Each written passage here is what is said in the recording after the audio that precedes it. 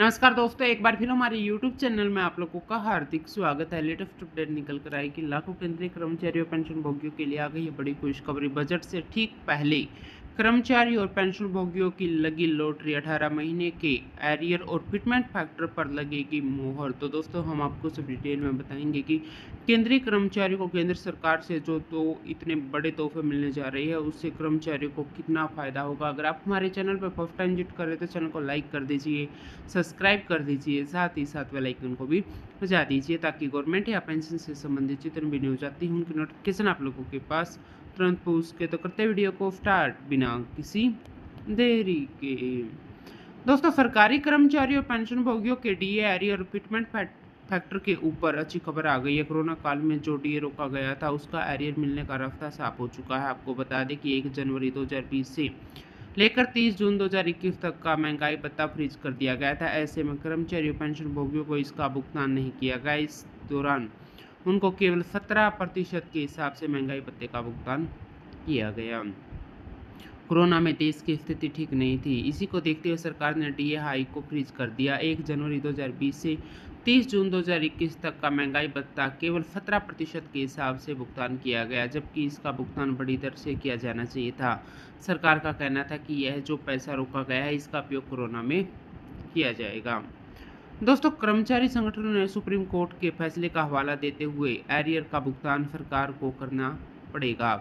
Corona के समय देश की स्थिति अच्छी नहीं थी, तब सरकार ने डीए एरियर को रोक दिया था। जब देश की स्थिति अच्छी हो गई है तो सरकार को 18 महीने के बकाया डीए एरियर का पैसा देना ही चाहिए। 1 जनवरी 2020 से 30 जून 2021 तक का डीए फ्रीज कर दिया गया। ऐसे में कुल 18 महीने हो जाते हैं। तो इस प्रकार से देखा जाए तो कर्मचारी के खाते में 80,000 से लेकर 2 लाख रुपए तक आने चाहिए। 1 जनवरी 2020 से लेकर 30 जून 2020 तक कुल महंगाई भत्ता 21% हुआ था, लेकिन सरकार ने 17% के हिसाब से इसका भुगतान किया। वहीं 1 जुलाई 2020 से लेकर 31 दिसंबर 2020 तक कुल महंगाई भत्ता 24% हुआ, लेकिन सरकार ने 17% के हिसाब से भुगतान किया। वहीं जनवरी 2021 से लेकर 30 जून 2021 तक महंगाई भत्ता 28% हुआ था, लेकिन सरकार ने 17% के हिसाब से इसका भुगतान किया। ऐसे में सरकार ने करोड़ों रुपए बचाए। जब देश की स्थिति ठीक हो गई है तो डीए एरियर कर्मचारियों को मिलना ही चाहिए। दोस्तों, 7वें वेतन आयोग के हिसाब से फिटमेंट फैक्टर में भी बढ़ोतरी होने की उम्मीद है।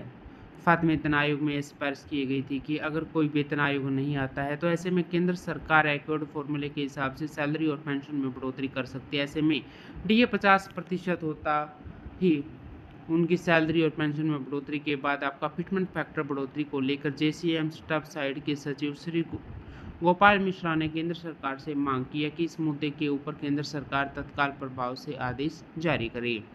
जब कोई वेतन आयोग आता है तो फिटमेंट फैक्टर में बढ़ोतरी की जाती है। छठे वेतन आयोग में 1.86 फिटमेंट फैक्टर था, वही 7वें वेतन आयोग में 2.57 फिटमेंट फैक्टर के हिसाब से आपकी सैलरी और पेंशन को बढ़ाया गया। अब समय आ चुका है कि आपका फिटमेंट फैक्टर फिर से बढ़े।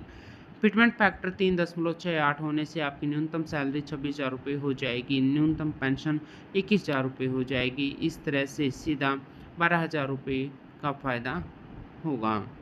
केंद्रीय कर्मचारी और पेंशन भोगी इस बजट का बेसब्री से इंतजार कर रहे हैं। वहीं पर केंद्र सरकार भी कर्मचारी और पेंशन भोगियों के हित में बड़ा निर्णय इस बजट में लेने वाली है। बजट से ठीक पहले कर्मचारियों को बड़ी खुशखबरी मिल सकती है। दोस्तों, इस बजट से फिटमेंट फैक्टर में बढ़ोतरी की घोषणा की जा सकती है, जिसके साथ 18 महीने के डीए एरियर का भी ऐलान किया जा सकता है। साथ ही नई पेंशन में 50% का प्रावधान भी किया जा सकता है। तो दोस्तों, कर्मचारी इस बजट से बड़ी उम्मीद लगाए बैठे हैं।